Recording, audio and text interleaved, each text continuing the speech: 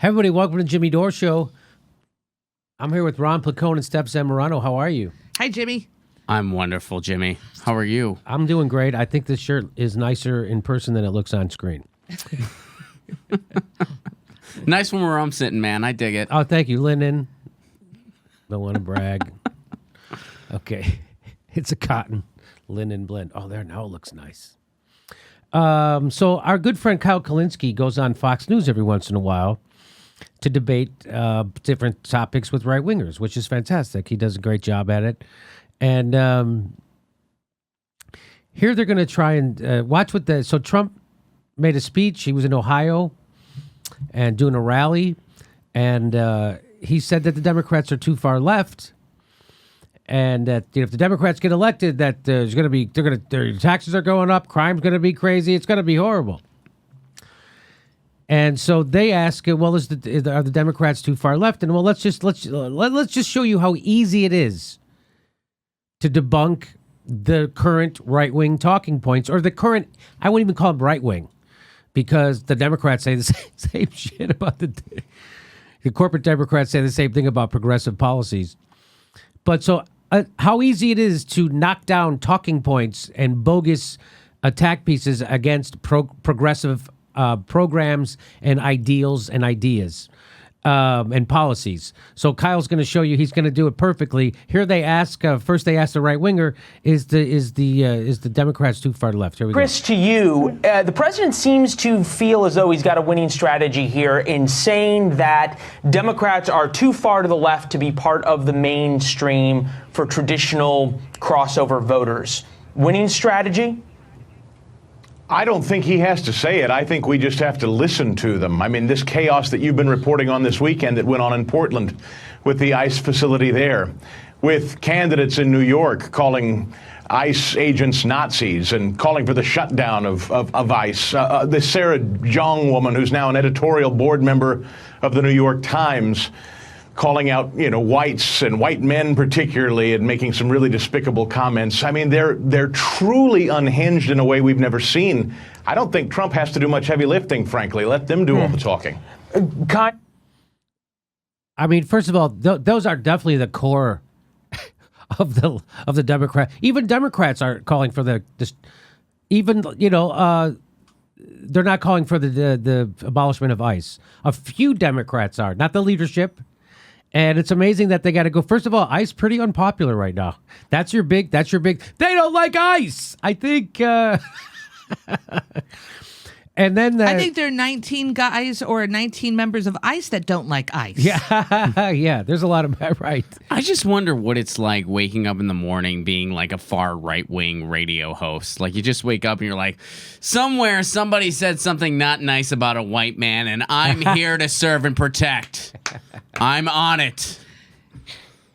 Yeah, he was able to diminish that person by just saying some woman somewhere. They said something about a white guy, and it was despicable. And yeah, do you know what he's referring to? No, I didn't know what he's even referring to. I didn't get the facts that they send out. Right. All right. So now he's going to throw it over to Kyle, and I have a sneaking suspicion that the guest, that the host of this show is he's got a little bit of progressive in him.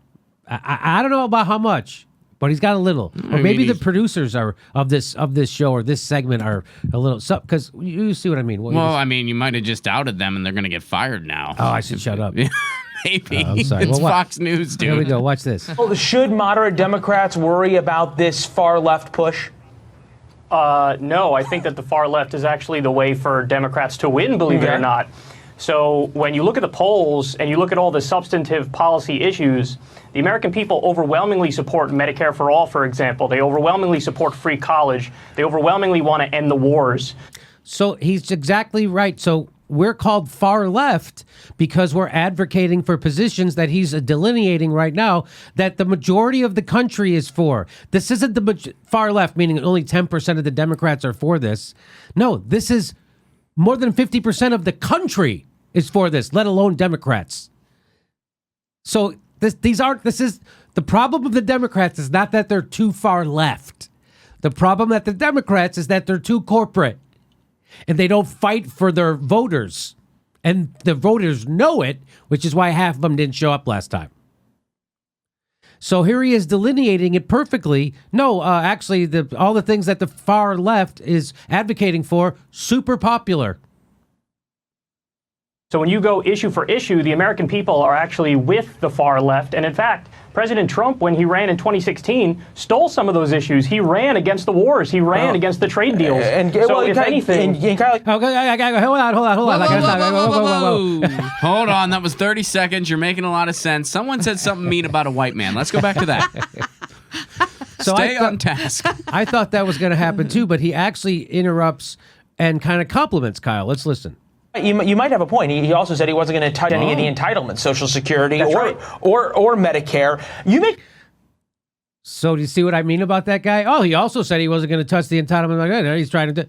So he's and like, the dudes on the ends is starting to look a little uncomfortable. Yeah, this guy's like, oh, what am I? Are you turning on me? I mentioned something mean about a white guy. Did you forget about that part? I had.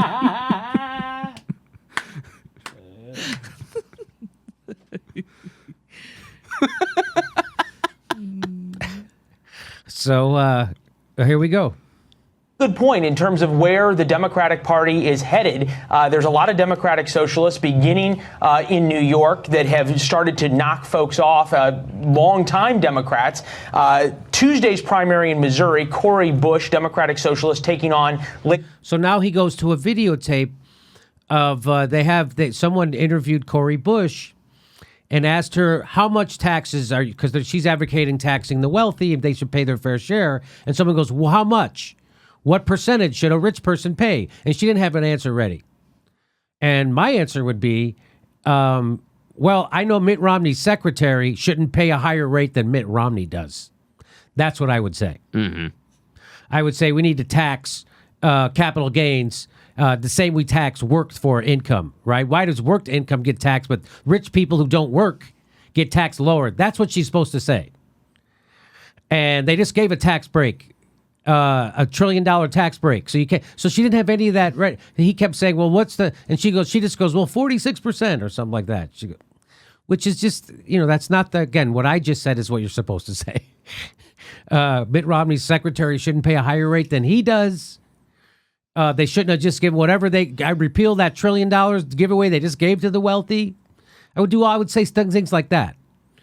Yeah, if you just throw out a number, you're walking into a honey trap, basically. Yes, like that's what you'd be doing, and that's what she did. And she didn't have an answer ready, and it was a really bad look for her, right? Even though I'm 100% behind her, she's super smart. She gets the cause of the problems in America. Cori Bush does, and so I'm really a big supporter. I mean, of her. how do you not immediately start talking about Jeff Bezos? Well, she, like just the horrible amount of money that he's shitting. Well, watch what Kyle says. Watch this. So so Kyle they go to that video of Cori Bush and of her having a tough time with that question, not having an answer at the ready. And here's what he says. Kyle, is that the future of the Democratic Party? I hope it's the future of the Democratic Party. Okay. Jeff Bezos has over $100 billion at the same time that we have 60,000 homeless veterans in this country and 400,000 homeless Americans. And the American people, again, to go to the polls, overwhelmingly want to raise taxes on the rich, overwhelmingly want to raise taxes on Wall Street and corporations. I'm talking about 58% of Americans. So if your strategy is to defend the rich, by all means, go right ahead. He's 100% right here. Kyle is nailing it. Right? Wouldn't you say Kyle's nailing it? Yeah, he's doing a good job. And, he's talking, what's the right phrase for it? Like, very, soundbite prepped. Yeah, Like, you got to be quick, you got to be boom, boom, boom. He's so succinct. Yes. But the best part, as Kyle... That's what I was going for. He doesn't use a lot of words. He doesn't get off track. He's like, no, what's that word? Succinct. Yeah, he's doing that. This isn't Fox News. Jimmy... Yeah. Succinct. That's it. Succinct. Okay. Brevity is the source of wit, or whatever they say. Yeah. Okay, so, but as if you could replay it, the best part, Kyle is being succinct. It's like, can I just stop you one more time before I forget this joke? It's like the equivalent of Ron, if Ron would have just said, not talking for a long time and talking in short little bricks, blah, blah, blah, that's the soul of wit. I'm sorry. Go ahead. Okay, as Kyle is saying, he's nailing it. Yes. And he's nailing it on Fox News. It's fantastic. Yeah, it is. The man at the end, what's his name? Chris Stigall or whatever his Oh, name I don't is? even know. Do you mean the bald guy? Yeah. I don't know if you watched his expressions while Kyle's talking. It is fantastic. Yeah, I was watching his expression. First he says, Yeah, he starts writing something, and, he's like, and then Kyle brings up Jeff Bezos, and he's like, "This is crazy." Yeah. Way to go, Kyle. And what people also forget when they talk about taxes is that when they go, well, how much should we tax rich people? 50%, 60%? Well, I think anything over $1 million should be probably taxed at 60% or so. Anything over So what people don't realize is that we all get taxed the same rate up until like $250,000. You know what I mean? Then it starts and it's not that first $250,000, it's the stuff over. So your first $1 million gets taxed at the same rate everybody else gets taxed at. And then after that million, that money gets a higher tax rate. Not the first. You see what I'm saying? People don't understand how a graduated income tax works. And I'm not saying I'm an accountant but I understand that part of it. I understand that. So a millionaire and a regular person and a poor person get taxed the exact same amount on their first $50,000 of income. Put it that way. You know what I mean? So they pay the same rate of net income. But then after it goes over a certain amount, then that amount that's over gets taxed higher. Am I being clear? Yeah. Am I being succinct? Right, so people go, oh, if I made $2,000 more, I would be in a higher tax bracket. Yeah, that tax bracket doesn't kick in and tax all your income. It just kicks in and tax all the income that's over that amount. Does that make sense? Yes. Okay. So when people say that, oh, I didn't want to, that never makes sense. Oh, I would get it in a higher tax bracket. Yeah, only the extra money gets taxed higher, not the rest of it. So that's why that. So there's someone who's more succincter. I bet it's Kyle Kulinski. He could help me with that. But yeah, that's what you're supposed to say. yeah, he's got his 20-second spot down pat for that one. Yeah, he's kicking ass here. Yeah. So here we go. And I'm guessing you just really hope that Cory Bush is the future of the Democratic Party. Oh, these mathematicians are brilliant. This Alicia Ocasio-Cortez before her. Alicia. That's on purpose. But I don't even. What is the point of? I mean, I like to mispronounce people's names too, but that's it. But he's not doing it to be. These are wonderful spokespeople. As I said in the open, she actually is a wonderful spokesperson, which is why she's popular. Which is why everywhere she goes, she's filling fucking stadiums now. Yeah. So yeah, that she's very just like Bernie Sanders. It's that. Hey, let's pretend Bernie Sanders isn't popular again. Let's keep doing that. let them keep talking. By the way, it's not like we're talking. So the irony here is that when Fox News, this is ironic and this is happening, like Sean Hannity will say, look at what Ocasio-Cortez is for. She's for free college, a living wage, ending the wars, Medicare for all. That's like a commercial for Alexandria Ocasio-Cortez. That's not hurting her. That's helping her. I don't know if this is true, but I heard that she actually tweeted out a video of Sean giving her platform. They're just giving people that platform that Sean Hannity is trying to denigrate, and this guy too, this guy Chris Stigall. Boy, he's got white teeth. What they're trying to do is denigrate ideas that are popular with their own base. With their did I remember I showed you the Fox and Friends? Mm-hmm. That poll, the Fox and Friends poll. They asked them, "Is it worth the $32 trillion for Bernie's Medicare for all?" 73% said yes. So who are they talking? Who are they? This like, oh, these are math geniuses. Keep talking. Yeah, they keep talking. They're gonna. What do you want? 80% people to get behind their ideas? Isn't 60% enough? I'd prefer 80 actually. I would prefer Let's too. get to 80. Yeah. So here we go. He's got a little bit more to say. Math and economics with them most of the time, although when they do, that's pretty golden. We're still talking about radical fringe stuff. Abolishing Radical fringe stuff. Stuff most of the industrialized world takes for granted. Yes. Radical fringe stuff. But watch the radical fringe stuff he mentions. It's the same thing he mentioned before. ICE, abolishing law enforcement. Abolishing ICE. Yes, and then he goes, abolishing law enforcement. Which is just, again, you're just making People have said abolish ICE. No one has said abolish law enforcement, and Kyle jumps on that. You know, Abolishing this race, law class- enforcement. Why are you making things up? That's made up. You just made that up. Who says abolish Did law I? enforcement? Yes, you did. You just made that up. Is ICE Who said not- abolish is law ICE not- enforcement? Nobody. You did. Excuse me. Is ICE not law enforcement?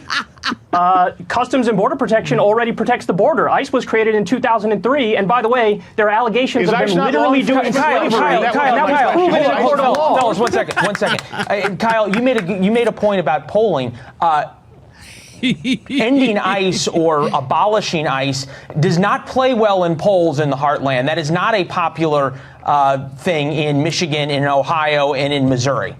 That's correct, but that's because we need to make the argument. And for example, like I just referenced before I was being talked over, there are allegations of literal slavery happening at private prisons run by ICE. You're laughing. It was in the Literal Washington slavery. Post. It's been proven. Oh, for God's it was sake. proven in a court of law. Okay. A court of law proved that there's merit. I'm still trying to figure out how we got from there to here. We will dissect that in the post. So that's the end. That's the end of the segment. Kyle slam dunked on that all the way through that thing. Because it's easy. Because these aren't fringe ideas that we have to convince people about. These are ideas that were at one time fringe ideas, but now everyone gets it. We've been talking about it, and Bernie Sanders' 2016 campaign really helped. Single-payer health care, Medicare for all. People get it. Well, why can't I have the same health care as my grandpa? Why can't I have the same health care as my parents? Why do I have to wait until I'm 65 years old to get decent health care? By the way, Medicare is the most popular health insurance program in the country. So when people go, you want the government to run your health care? If it's called first of all, they don't run it. They pay for it. Private doctors run the health care in America. Medicare for all, they don't have their own doctors. They pay the doctors. That's all that is. You still have private doctors. You still have private hospitals. You just have the government negotiating as one big block to get prices down, and that's what happens. That's why Medicare for All has the lowest overhead, and then it's the most popular health insurance program in the country. So these are that's why it's easy to defend this stuff. But yet CNN called this show far left. Why? Because we advocate for things that are popular with the majority of Americans, and we call out war, which again, most people don't want the wars. You know who does? The establishment. And then they pay people at CNN, MSNBC, and Fox to push the wars, and NPR, and they push it. They push the wars. And Washington Post and the New York Times, they all push wars. And they all lie to you about the war. They lied to you about Iraq. They're lying to you about Syria. They lied to you about Libya. What's the justification for us still being in Afghanistan? Because can anybody tell me? What are we fucking doing there? Osama bin Laden's been dead for years. What are we doing? So I'll throw it over to my panel. Any last words I on just this? wanted to say, Jimmy, we're spreading democracy. That is exactly what we're doing. Okay. I honestly think there is some kind of just email chain that Newsmax sends out every day to all their personalities and be like, this is what we're going to talk about. Talk about abolishing ICE, likening it to abolishing all law enforcement. Yes. Of course, we had border security long before ICE was a thing. Hope nobody else on the panel knows that. If they do, laugh condescendingly. Like, that's it. That's it. So this guy, while he is sharply dressed, I admire a man who's sharply dressed. Look at this. Look at his little. He's got that. That takes The time to entire fold. panel is very sharply dressed. The entire panel. Everybody looks This guy, lovely. but this shows you he's going the extra mile. Yep. Right That's there. fair. Now, I went to Yeah. a wedding recently where I didn't wear. I've gained some weight in my tum, and I don't want to have to tuck in my shirt and then have my little gutty gut hang over it. Right. Anyway, long story longer.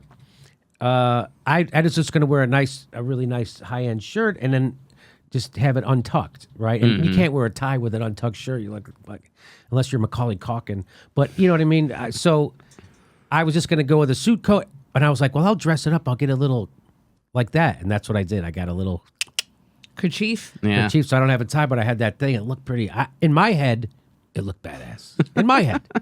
Now, if it actually did, I don't know. But I appreciate a guy who does that. I don't appreciate a guy who advocates for war and killing people while wearing a pocket kerchief. But other than that, I like him. Thanks for watching. Please make sure you're subscribed. Even if you think you are, you're probably not. It only takes a second to check, and then you have to ring that bell so they send you a notification when we drop a new video. Otherwise, they won't tell you when we drop new videos. And if you like our show, please help support it. Become a patron. We give you hours of bonus material every week, and we give a live stream. We do a live stream every Saturday at 2 p.m. Pacific time when you could ask us questions and we answer them back. Thanks for your support.